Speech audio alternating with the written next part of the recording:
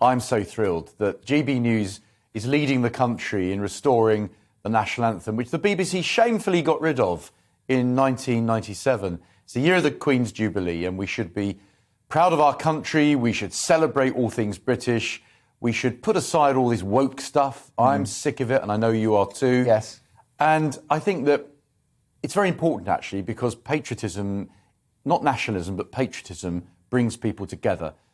We are of one identity of being British. We have a proud heritage. And I think future generations, if you don't teach it, if you don't sing the anthem, if you don't fly the flag, in the end, people don't realise who they are or where their ancestry is from, and we lose everything. So I think the fact that GB News is playing the National Anthem is a good example, and I now look forward to the BBC, ITV, Sky and all the rest following GB News' example. Well, that's right, because we have a rich, diverse country, and the way to bring it together is around the flag, around the anthem, around the principles of what this country stands for. I mean, for example, the child of two Irish parents who came over in the early 1960s. And I'm a good example of what this country is all about, as are you, as is Rishi Sunak and any number of other people that you could care to mention. Well, my great-grandparents were from Ireland. On my father's side, they were Huguenots. But the great thing about being British is that it doesn't actually matter what your ancestry is. You have a British identity, and it's a really positive thing. Britain has been a force for good in the world. It's not been a country... OK, no country is perfect, and we're not saying we've done right every single time, but overwhelmingly, I think being British is a badge of honour. And I am thrilled that young people, actually, the young people I speak to in my constituency, are not woke. They're not politically correct. The teachers try and make them so, and the universities certainly try to do so.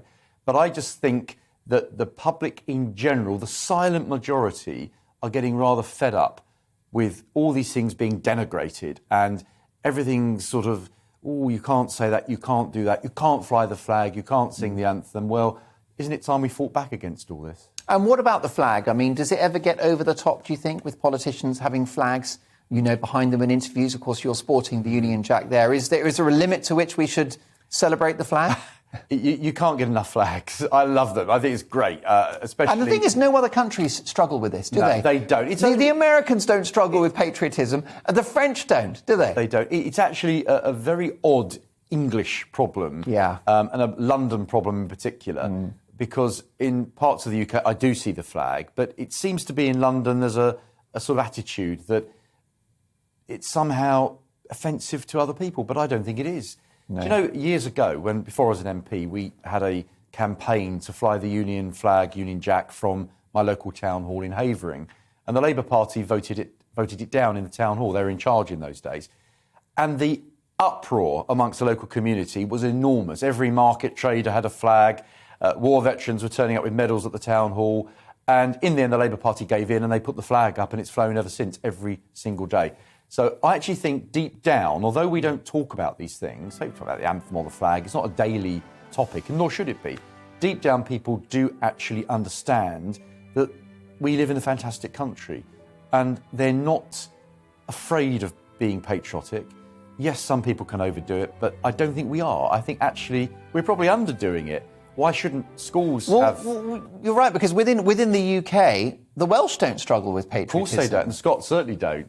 Yeah, so what would your suggestion be for schools? Well, I would love to see every school have a Union flag outside. I'd like to see a different pupil each day start the school day, raise the flag, be given that honour.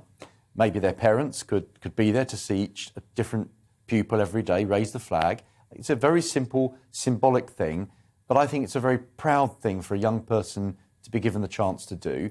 And I think that certainly once a week in Assembly, why can't they sing the National Anthem? What's wrong with that? They do in schools in so many countries across the world. And it actually instills something inside you as a young person by seeing these symbols and singing the anthem. It makes you think you belong to something.